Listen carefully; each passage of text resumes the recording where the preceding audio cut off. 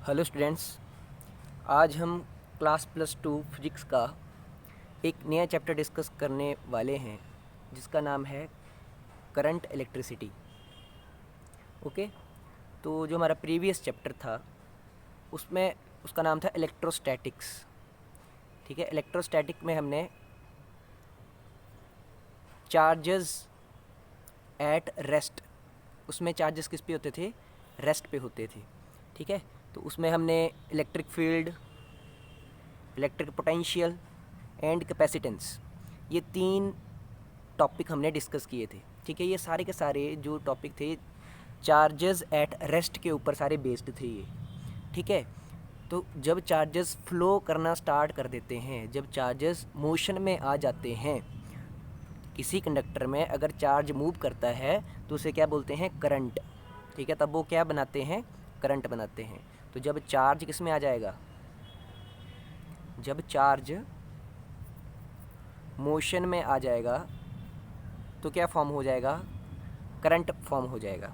Okay, तो देखिए, चलिए इसको अब डिस्कस करते हैं हम। तो इलेक्ट्रिक करंट क्या होता है? इलेक्ट्रिक करंट की डेफिनेशन देखते हैं। When two bodies charged to different potentials are connected together by the means of a conducting wire, then the charges begin to flow from one body to another body till the potential of the both bodies become equal। देखिए क्या होगा, मान लीजिए कि ये एक body है, ठीक है, इसको हमने चार्ज किया, ठीक है, और ये दूसरी बॉडी है, इसको भी, इसके पास भी क्या है? चार्ज है, दोनों चार्ज बॉडी हैं। तो जिसके पास चार्ज ज़्यादा होगा उसका पोटेंशियल ज़्यादा होगा, ये हमें पता है। ठीक है, और जिसके पास चार्ज कम होगा उसके पास क्या होगा? कम पोटेंशियल होगा। ठीक है, अगर मैं इसको यहाँ पे इन दोनों को एक वायर के साथ जोड़ देता हूँ, एक कंडक्टिंग वायर के साथ जोड़ देता हूँ, तो जो चार्ज होता है वो हाई पोटेंशियल से लो पोटेंशियल की तरफ क्या करता है? फ्लो करता है। तो इस वायर में इस बॉडी से इस बॉडी की तरफ चार्ज फ्लो होना स्टार्ट हो जाएगा। तो इस वायर में क्या हो जाएगा? चार्ज मोशन में होगा, तो इस वायर में क्या क्या प्रोड्यूस हो जाएगा? करंट प्रोड्यूस हो जाएगा। ठीक है, तो जब हमारा चार्ज फ्लो होगा जब इस वायर में, तो वो क्या होगा? एक करंट वहाँ पर उसमें एक फ़्लो करेगा। ठीक है, उसको हम क्या बोल देंगे? फ्लोइंग चार्ज को क्या बोलते हैं? करंट बोलते हैं। जो चार्ज फ्लो करता है उसको क्या बोलते हैं? करंट बोलते हैं। ओके, तो अब इलेक्ट्रिक करंट को किस तरह से डिफाइन किया गया है? The rate of flow of electric charge through a conductor constitute electric current. ठीक है, क्वांटिटेटिवली अगर हमने इसको मैथमेटिकली इसकी वैल्यू पता करनी है तो क्या होगा? Quantitatively electric current is the define as the rate of flow of electric charge through an area. ठीक है, मान लीजिए ये हमारे पास कोई कंडक्टर है, अगर मैं ये क्रॉस सेक्शन इसकी मान लूँ, ठीक है, ये वाला, ठीक है, तो यहाँ से क्या आपका चार्ज क्या कर रहा है? फ्लो कर रहा है। ठीक है, आपका क्यू चार्ज फ्लो कर रहा है। ठीक है, तो हम मैथमेटिकली हमने किस बोला कि जो आपका करंट आई होगा, करंट को हम आई से डिनोट करते हैं। इस एरिया ए में से, ठीक है, हम एक स्टॉप वॉच ले लेंगे, ठीक है, घड़ी ले लेंगे, कितना चार्ज फ्लो किया डिवाइडेड बाय जितना उसको फ्लो होने में टाइम लगा। ठीक है, तो चार्ज पर यूनिट टाइम क्या बोलेंगे हम? करंट बोल दिया हमने। ठीक है, तो इसको जब हमने बोला rate of flow of charge, बोलने का मतलब हम इलेक्ट्रिक चार्ज को टाइम के साथ देख रहे हैं कि कितने टाइम में कितना चार्ज फ्लो हुआ। ठीक है, तो I is equal to Q divided by T. Okay, तो जैसे अगर हम यहाँ पे D Q by D T की बात कर रहे हैं तो ये क्या हो जाएगा? एट अ पर्टिकुलर इंस्टेंट के ऊपर कितना चार्ज फ्लो हुआ। ओके, एक पर्टिकुलर, मान मैं बोलता हूँ 7वें सेकंड में कितना फ्लो हुआ, 8वें सेकंड में कितना चार्ज फ्लो कर रहा है, तो आप क्या करते हैं? D Q by D T लिखते हैं। ओके, तो सिंपली अगर हम सिंपल शब्दों में बात करें तो आपका इलेक्ट्रिक करंट क्या होता है? Electric charge divided by time. ठीक है, किसी पर्टिकुलर क्रॉस सेक्शनल एरिया में से, ठीक है, कितना चार्ज फ्लो कर रहा है कितने टाइम में, उसकी रेशियो को क्या बोलते हैं? Electric current. ठीक है, I is equal to Q by T, I is equal to Q by T. अब आपको पता है कि आपको जो चार्जेस होते हैं, ओके, जो आपका एक कॉन्सेप्ट होता है क्वांटाइजेशन ऑफ चार्ज। वो हमने फर्स्ट लेक्चर में किया था। क्वांटाइजेशन का मतलब क्या होता है कि चार्ज क्या होता है, इंटीग्रल मल्टीपल होता है बेसिक चार्ज का, Q is equal to N E, ठीक है। N is the number of charge particles, ठीक है, नंबर ऑफ इलेक्ट्रॉन्स, और ई क्या होता है, ई की वैल्यू होती है 1.6 इंटू 10⁻⁹, ठीक है। तो हम क्या लिख सकते हैं, I is equal to Q by T या N E by T. Okay, तो यहाँ पे हम देख सकते हैं लिखा है कि जैसे लाइटनिंग होती है, ठीक है, जैसे जब बारिश के टाइम से पहले क्या होती है, लाइटनिंग, थंडरिंग और लाइटनिंग होती है ना, तो उसमें क्या होता है, lightning which is the flow of electric charge between two clouds और from a cloud to earth, ठीक है। लाइटनिंग दो क्लाउड्स के बीच में भी हो सकती है, या क्लाउड से, ये जो हमारी अर्थ है यहाँ पर भी लाइटनिंग होती है। तो लाइटनिंग क्यों होती है, is an example of transient current, ठीक है, current of short duration but the charges flow in a steady manner device like. तो देखिए क्या होता है कि जब लाइटनिंग होती है तो वो किसकी वजह से होती है, जो हमारा क्लाउड होता है उसमें से जो चार्ज पार्टिकल होते हैं, जब थंडर साउंड होती है, ठीक है, तो जो चार्ज पार्टिकल होते हैं वो करंट के रूप में लाइटनिंग इफेक्ट देते हैं, ठीक है। तो उसकी वजह से क्या होती है, लाइटनिंग होती है।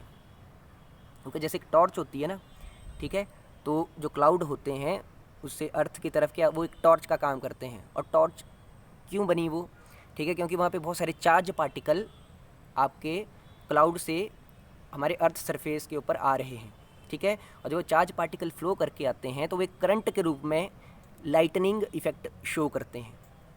ओके, तो अगर हम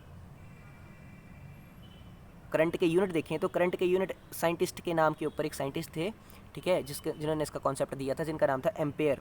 तो जो करंट के एसआई यूनिट है वो क्या है, एम्पेयर, ओके, ए से डिनोट करते हैं। बट एक और यूनिट बनेंगे, हमने बोला I is equal to Q upon T, ठीक है। तो क्यू चार्ज के यूनिट होते हैं कूलम, टाइम के क्या होते हैं सेकेंड, तो coulomb per second is also the units of current, coulomb per second, okay. अगर हमने 1 एम्पेयर की डेफिनेशन करनी हो तो 1 ampere is equal to 1 coulomb divided by 1 second, okay. तो electric current is through a conductor is said to be 1 ampere if 1 coulomb charge flows through any cross section of a conductor in 1 second, okay. तो इस तरह से हम 1 ampere की definition बना सकते हैं, ओके। तो यहाँ पे हम देख सकते हैं कि अब हमारे पास आ रहा है कि यहाँ पे इलेक्ट्रिक करंट की डायरेक्शन क्या होती है, ठीक है। क्या आपका इलेक्ट्रिक करंट एक वेक्टर क्वांटिटी है कि स्केलर क्वांटिटी है, ओके। तो यहाँ पे हम देख सकते हैं कि हमें पता है कि जो चार्ज होता है वो हाई पोटेंशियल से लो पोटेंशियल की तरफ क्या करता है, मूव करता है, ओके। तो देखिए अगर हम बात करें जो इलेक्ट्रिक करंट के फ़्लो की डायरेक्शन है, जिस तरफ आपका पॉजिटिव चार्ज फ्लो कर रहा होता है वही आपकी इलेक्ट्रिक करंट की फ़्लो होने की डायरेक्शन होती है, ओके। और मान लीजिए आपके इलेक्ट्रॉन नेगेटिव चार्ज हो वो इस तरह फ्लो कर रहा है तो आपका करंट की डायरेक्शन क्या होगी, उससे अपोजिट होगी, ओके। पॉजिटिव चार्ज, जिस तरफ को आपका पॉजिटिव चार्ज फ्लो कर रहा है वही आपके करंट की फ्लो होने की डायरेक्शन होती है। अगर नेगेटिव चार्ज से बताया जाता है तो नेगेटिव चार्ज जिस साइड को आपका नेगेटिव चार्ज फ्लो कर रहा है, ओके, तो उससे अपोजिट आपकी करंट की डायरेक्शन होगी, ओके। तो यहाँ पर हम देख सकते हैं कि जो इलेक्ट्रिक करंट है उसके पास बोथ मैग्नीट्यूड भी है और डायरेक्शन भी है, बट ये फिर भी क्या है, स्केलर क्वांटिटी है। आपको पता है ऐसी क्वांटिटी जिसके पास मैग्नीट्यूड भी होता है और डायरेक्शन भी होती है वो कौन सी क्वांटिटी होती है, वेक्टर। बट यहाँ पर हम इसको क्या बोल रहे हैं, स्केलर क्वांटिटी। क्यों बोल रहे हैं, क्योंकि ये वेक्टर लॉ को फॉलो नहीं करता। जो करंट है वो vector law of addition subtraction किसी को भी फॉलो नहीं करेगा, ठीक है। वेक्टर क्वांटिटी वही क्वांटिटी होती है जो वेक्टर लॉ को भी फॉलो करे, ठीक है। वेक्टर लॉ ऑफ एडिशन होता है, triangle law of addition, parallelogram law of addition, ठीक है। तो ये वेक्टर के लॉ को फॉलो नहीं करता जो करंट होता है, ओके। दैट इज़ वाई ये वेक्टर क्वांटिटी नहीं है। करंट क्या है, एक स्केलर क्वांटिटी है, अब जैसे हम देखें यहाँ पे इस वायर से आपका 3 एम्पेयर करंट आ रहा है, ठीक है, इस तरह से 3 एम्पेयर करंट, और इस वायर से ऐसे 4 एम्पेयर करंट आ रहा है। तो हमने देखो इन दोनों वायर के बीच में 90 डिग्री का एंगल है, ठीक है। अगर हमने वेक्टर लॉ से करना होता तो हम क्या करते, R is equal to A square plus B square, ठीक है, प्लस 2ab cos थीटा, ठीक है, कुछ इस तरह से करते हैं ना अगर हम वेक्टर लॉ लगाते हैं यहाँ पे ये रिजल्टेंट देखने के लिए। बट ऐसा कुछ नहीं है, हमने यहाँ पे इनको सिंपली ऐड कर देना है। 4 एम्पेयर का करंट यहाँ से आया, 3 एम्पेयर का करंट इससे आया, और यहाँ पे मिलकर यहाँ पे जंक्शन के ऊपर यहाँ पे 7 एम्पेयर का करंट हो जाएगा ये, ठीक है। सिंपली आपने 4 + 3 7 कर देने हैं, ठीक है। करंट के लिए आपको कोई भी वेक्टर लॉ ऑफ एडिशन नहीं लगाना है, ठीक है। तो दैट इज़ वाई हम बोल सकते हैं कि आपका करंट क्या है, एक स्केलर क्वांटिटी है, ओके। मान लीजिए ऐसे एक करंट इस तरह से आ रहा है और एक इस तरह से आ रहा है, दोनों ज्वाइन करते हैं तो ऐसा नहीं होगा कि आपने इस करंट में से इस करंट को माइनस कर दिया। ये आपका 5 एम्पेयर का था, ये आपका 2 एम्पेयर का है, तो ऐसा नहीं है कि यहाँ पे आपका 3 एम्पेयर का करंट आएगा अब, ठीक है, कि आपके अपोजिट डायरेक्शन में आ रहा है, ऐसा कुछ नहीं है। यहाँ पे 7 एम्पेयर करंट ही कॉन्स्टिट्यूट होगा। आगे कुछ न्यूमेरिकल हैं, ठीक है, बहुत आसान से न्यूमेरिकल हैं। हाउ मैनी इलेक्ट्रॉन्स पर second flow through a cross section of a conductor so that the conductor carries a current of 1 ampere, okay. अगर किसी कंडक्टर में 1 एम्पेयर का करंट फ्लो कर रहा है तो 1 सेकंड में, ठीक है, 1 सेकंड बोलने का मतलब कि 1 सेकंड में बताइए कितने इलेक्ट्रॉन फ्लो करेंगे। तो हमें पता है कि I is equal to Q/T होता है, या आप इसको लिख सकते हैं I is equal to NE/T, okay. अब हमें यहाँ पे क्या निकालना है, हमें निकालना है कि हर सेकंड में कितने इलेक्ट्रॉन किसी पर्टिकुलर एरिया से क्रॉस कर रहे हैं। अगर करंट 1 एम्पेयर है, ठीक है, तो N/T क्या है, N है आपके number of electrons per unit time, ठीक है। तो ये किसके बराबर आ जाएगा, I/E के बराबर। तो बस जस्ट हम निकालेंगे बहुत आसानी से यहाँ पे। तो 6.25 × 10⁻18 इलेक्ट्रॉन्स पर सेकेंड उस वायर में से आपके फ्लो कर रहे हैं through a particular cross section area, okay. तो ये है नंबर ऑफ़ इलेक्ट्रॉन अगर 1 एम्पेयर का करंट उस वायर से अगर फ्लो कर रहा है, ओके।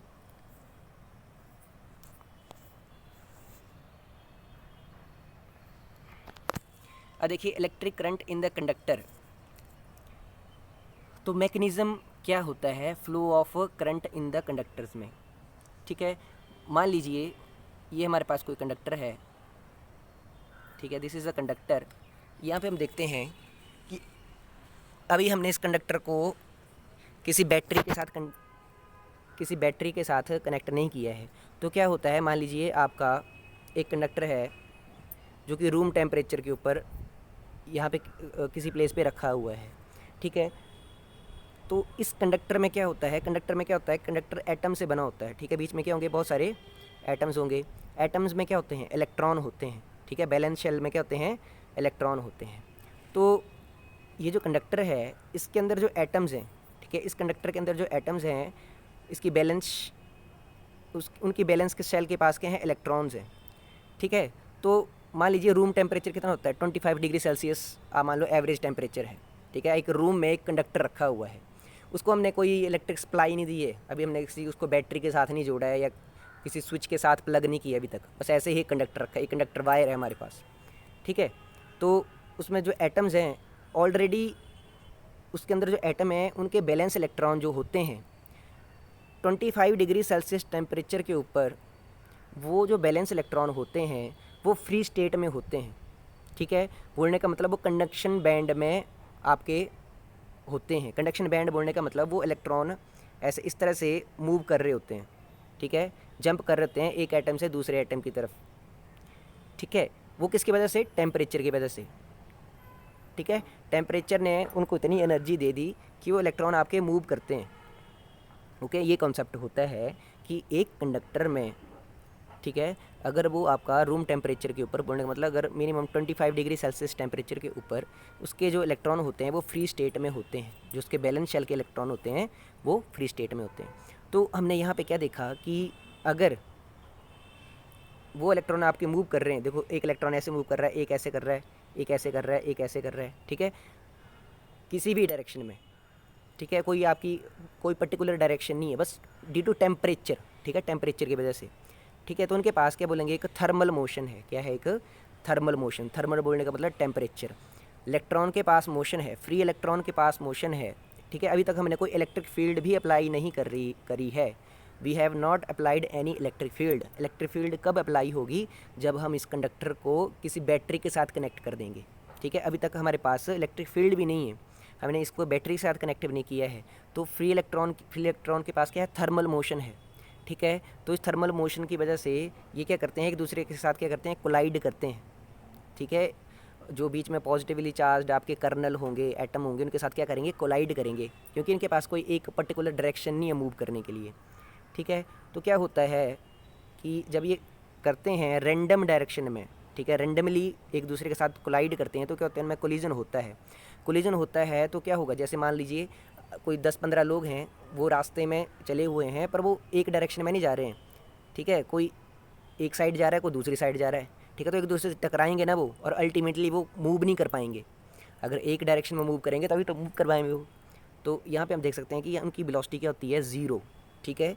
उनके पास वेलोसिटी होने के बावजूद भी उनके पास कोई वेलोसिटी नहीं होगी, क्योंकि एक इलेक्ट्रॉन जा रहा है ऐसे, एक ऐसे जा रहा है, ठीक है। दोनों टकराएंगे, ये क्या, रेस्ट पे आ जाएंगे, ठीक है। फिर एक ऐसे जा रहा है, एक ऐसे जा रहा है, एक यहाँ पे ऐसे आ रहा है, एक ऐसे आ रहा है, ठीक है।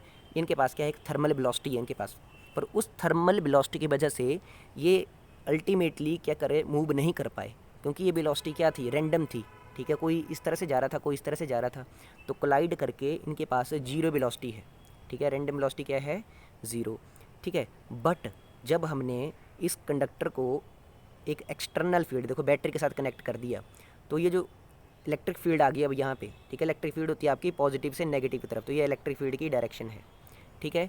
तो इलेक्ट्रिक फील्ड क्या करेगी, ये इलेक्ट्रिक फील्ड जो आपके इलेक्ट्रॉन थे, ठीक है, तो ये जो पॉजिटिव टर्मिनल था, तो सारे के सारे इलेक्ट्रॉन आपके पॉजिटिव टर्मिनल की तरफ अब डिसिप्लिन्ड वे में, ठीक है, जो कि पहले अरे परे ऐसे जा रहे थे, ठीक है, कोई यहाँ जा रहा था, कोई यहाँ टकरा रहा था, कोई ऐसे टकरा रहा था। अब क्या होगा, इलेक्ट्रिक फील्ड की इनको क्या लगेगी, एक इलेक्ट्रिक फोर्स इनको एक फील होगी यहाँ पे। तो इस तरह से ये अब एक ही डायरेक्शन में इस तरह से मूव करना स्टार्ट कर देंगे सर्किट में, ओके। तो अब ये इलेक्ट्रॉन यहाँ पे फिर हम क्या बोलेंगे कि अब आपका एक करंट, एक स्टेडी करंट, ठीक है, due to the battery, due to the electric field यहाँ पे फ्लो होना स्टार्ट हो जाएगा, ओके। तो यहाँ पे हम देख रहे हैं, पहले हम यहाँ पे हमने क्या कॉन्सेप्ट देखा कि जब हमारे पास इलेक्ट्रिक फील्ड नहीं भी होती है, तब भी कंडक्टर में इलेक्ट्रॉन मूव करते हैं, पर फिर भी हमें कोई करंट तो फील होता नहीं है। करंट इसलिए नहीं फील होता है कि वो कुछ इस तरह से मूव करते हैं कि उनकी जो एवरेज वेलोसिटी है वो ज़ीरो हो जाती है, एक दूसरे से कोलाइड करके ही उनकी वेलोसिटी क्या हो जाती है, ज़ीरो हो जाती है, ठीक है। तो फिर हमने क्या किया, इसको एक एक्सटर्नल इलेक्ट्रिक फील्ड, एक बैटरी लगाई, जिसने इलेक्ट्रिक फील्ड यहाँ पर लगाई, और इलेक्ट्रिक फील्ड की वजह से सारे के सारे इलेक्ट्रॉन एक ही डायरेक्शन में मूव करने लगे, ठीक है। फिर इसमें क्या हो गया, एक करंट पैदा हो गया, ठीक है। तो सर्किट में क्या है, एक करंट आई क्या कर रहा है, ठीक है, देखिए आई के लिखा है ये करंट, ठीक है। तो आई करंट हमारे सर्किट में मूव कर रहा है। अगर इलेक्ट्रॉन आपके इस डायरेक्शन में मूव कर रहे हैं, तो करंट क्या करेगा, करंट आपका इस तरह से उससे अपोजिट डायरेक्शन में आपका करंट मूव करेगा, ठीक है। जिस डायरेक्शन में इलेक्ट्रॉन मूव करते हैं, करंट की डायरेक्शन उससे अपोजिट होती है, ओके। अब आता है आपका concept of drift velocity, okay. तो ड्रिफ्ट वेलोसिटी क्या होती है, तो सबसे पहले हमने क्या देखा था, देखो एक कोई मेटालिक कंडक्टर होता है, उसमें बहुत सारे इलेक्ट्रॉन होते हैं। अगर हम उसके पर यूनिट वॉल्यूम में देखें, ठीक है, कि 1 क्यूबिक मीटर वॉल्यूम में देखें, तो 10⁻29 इलेक्ट्रॉन वहाँ पे होते हैं, 10⁻29 इलेक्ट्रॉन होंगे वहाँ पर, ठीक है। तो जब इलेक्ट्रिक फील्ड नहीं होगी तो क्या होगा, in the absence of the electric field these electrons are in random motion, okay. और हर इलेक्ट्रॉन के पास 10⁵ मीटर पर सेकेंड वेलोसिटी होती है, पर ये जो वेलोसिटी होगी ये रैंडमली डिस्ट्रीब्यूटेड होगी सभी डायरेक्शन में, ठीक है, रैंडमली डिस्ट्रीब्यूटेड होगी हर डायरेक्शन में। तो इसकी वजह से जो एवरेज थर्मल वेलोसिटी होती है, देखो जब कोई भी इलेक्ट्रॉन आपका एब्सेंस ऑफ इलेक्ट्रिक फील्ड में जब इलेक्ट्रिक फील्ड नहीं होती है तब जब वो मूव करता है तो उसको क्या बोलते हैं, थर्मल वेलोसिटी, क्योंकि वो मूव कर रहा था टेम्परेचर की वजह से, जो रूम टेम्परेचर होता है उसकी वजह से मूव कर रहा था। तो थर्मल वेलोसिटी कितनी होती है फ्री इलेक्ट्रॉन की, ज़ीरो। अभी अभी अभी हमने पढ़ा, ठीक है। क्यों ज़ीरो होती है? क्योंकि वो रेंडमली हर डायरेक्शन में आपका इलेक्ट्रॉन मूव करता है।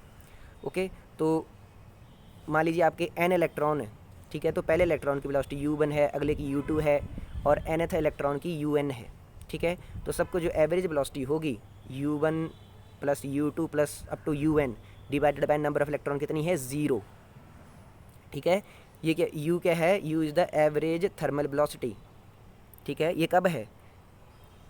जब हमने इलेक्ट्रिक फील्ड अप्लाई नहीं करी थी।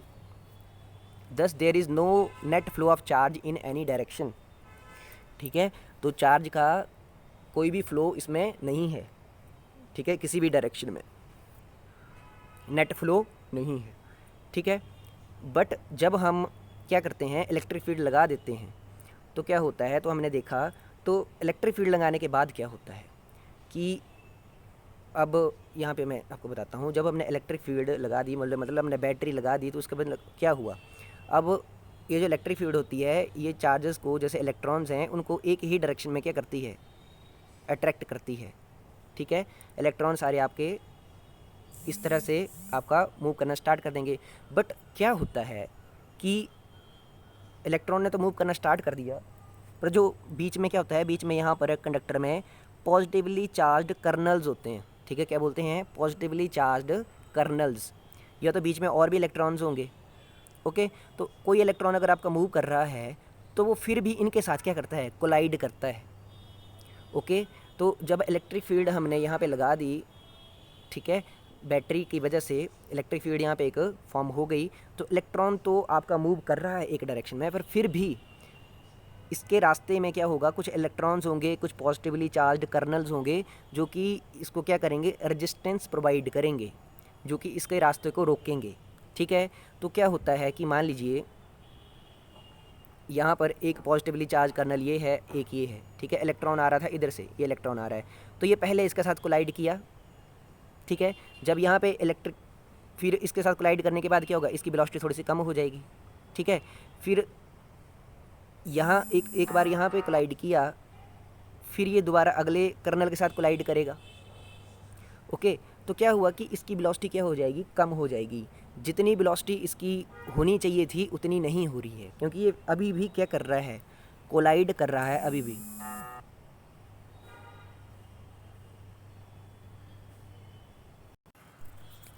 तो हम यहाँ देख सकते हैं कि ड्रिफ्ट वेलोसिटी क्या है, it is defined as the average velocity with which a free electron in a conductor get drifted in the direction opposite to the direction of the electric field, ठीक है। हमने इलेक्ट्रिक फील्ड करी थी, यहाँ पे इस तरह से अप्लाई की है, इलेक्ट्रॉन आ रहा है इस तरह से चलता हुआ यहाँ पर, ठीक है। तो इलेक्ट्रॉन, जब इलेक्ट्रिक फील्ड हम अप्लाई करते हैं तो इलेक्ट्रिक फील्ड फोर्स देती है कितनी, QE, ठीक है। तो फोर्स है तो बोलने का मतलब एक्सेलरेशन भी होगा, एक्सेलरेशन बोलने का मतलब इसकी वेलोसिटी क्या होनी चाहिए, बढ़ेगी, एक्सेलरेशन मिल रहा है ना इसको, ठीक है। बट वेलोसिटी नहीं बढ़ती है, क्यों नहीं बढ़ती है, क्योंकि बीच में क्या हो रहा है, इसके कोलिजन हो रहे हैं, ठीक है। तो कोलिजन की वजह से इसकी वेलोसिटी क्या होगी, ड्रिफ्ट हो गई। अब ये ड्रिफ्ट करता हुआ आ रहा है, पहले एक से टकराया फिर दूसरे से टकराएगा, ठीक है। तो उस वेलोसिटी को क्या बोलते हैं हम, VD, ड्रिफ्ट वेलोसिटी, ठीक है। ये अपनी वेलोसिटी को एकदम से बढ़ाता हुआ नहीं आया इलेक्ट्रॉन, ठीक है, क्योंकि इसका बीच में अभी भी क्या हो रहे हैं, कोलिजन हो रहे हैं, तो इसकी वेलोसिटी अब ड्रिफ्टेड है, ठीक है। एक्सेलरेशन होने के बावजूद, फोर्स लगने के बावजूद भी ये अपनी वेलोसिटी को नहीं बढ़ा पाया, तो वो जो वेलोसिटी बनती है इलेक्ट्रॉन की फाइनली, उसको क्या बोलते हैं, ड्रिफ्ट वेलोसिटी, ठीक है। और ये इलेक्ट्रिक फील्ड के क्या, इलेक्ट्रिक फील्ड इस तरह से अप्लाई है, ये इस तरह से चलता हुआ आ रहा है, ठीक है, तो अपोजिट है, ठीक है। इलेक्ट्रिक फील्ड के क्या है, ये वेलोसिटी अपोजिट है, ठीक है, इलेक्ट्रॉन की, तो इसको हम क्या बोलेंगे, ड्रिफ्ट वेलोसिटी। ओके, तो इस तरह से आपको ये डेफिनेशन यहाँ पे लिखी है। ओके, तो इसलिए लिखा है कि as a result electron,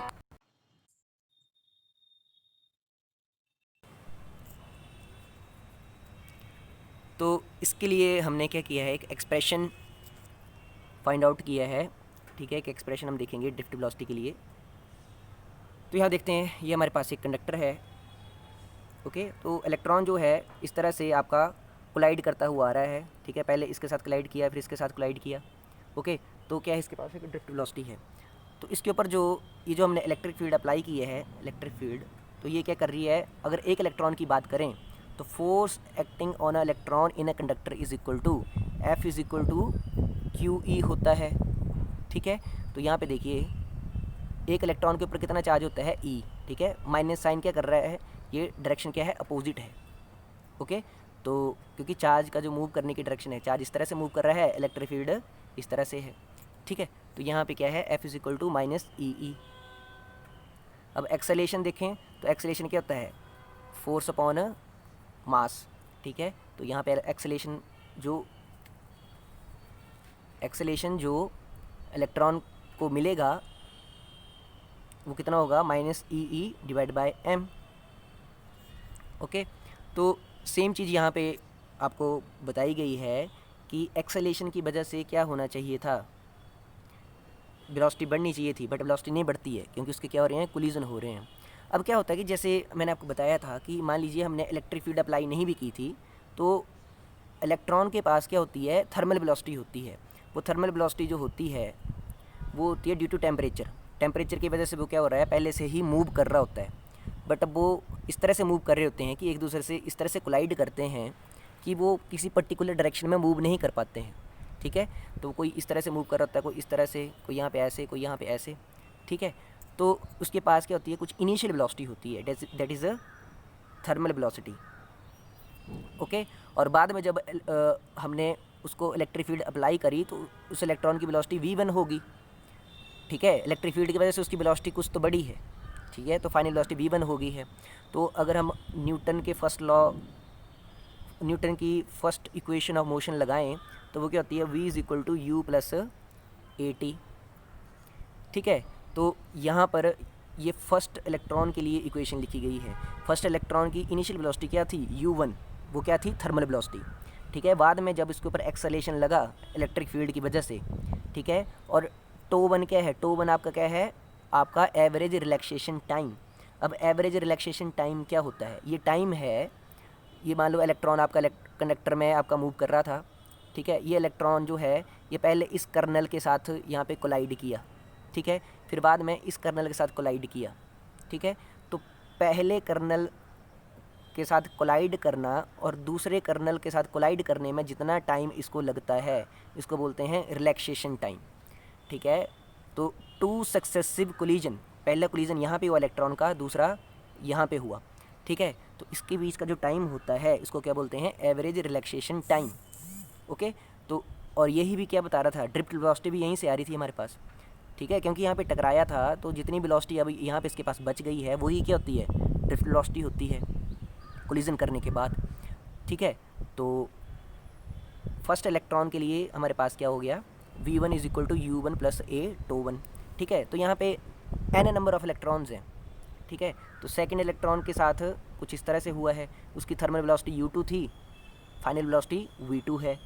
okay, तो इस तरह से हमने nth इलेक्ट्रॉन के लिए इस तरह से हमने लिख लिया। ओके, अब हमने क्या करना है, ये तो हर इलेक्ट्रॉन की, ठीक है, जैसे कंडक्टर था आपके पास, ठीक है, तो इसके पास क्या है, बहुत सारे इलेक्ट्रॉन हैं। ठीक है, इस तरह से लिखता हूँ मैं नेगेटिव साइन से, ये एक इलेक्ट्रॉन ये है, एक ये है, एक ये है, एक ये है, एक ये है, बहुत सारे इलेक्ट्रॉन आपके इस डायरेक्शन में इलेक्ट्रिक फील्ड की वजह से मूव कर रहे हैं। ठीक है, तो हर इलेक्ट्रॉन के बारे में हमने देखा कि हर इलेक्ट्रॉन की जो स्पीड है वो v1 v2 v3। ठीक है, तो अब हम इनकी जो एवरेज स्पीड होगी, the average velocity of all the free electrons in the conductor under the effect of the electric field is drift velocity of free electrons. तो जितने भी इलेक्ट्रॉन्स हैं कंडक्टर के अंदर, जितने भी इलेक्ट्रॉन्स हैं, इन सब की जो एवरेज वेलोसिटी है, ठीक है, वो क्या कहलाएगी, ड्रिफ्ट वेलोसिटी। ठीक है, तो एवरेज निकालने के लिए हम क्या करेंगे, V D is equal to V one plus V two up to so on V N divide by N. Okay, तो यहाँ पे हम देख लेते हैं कि आपका वी वन किसके बराबर है, U one plus A T one. ठीक है, तो ये सारा ये हमने यहाँ से पुट कर दिया। ओके, तो यहाँ हम देख सकते हैं कि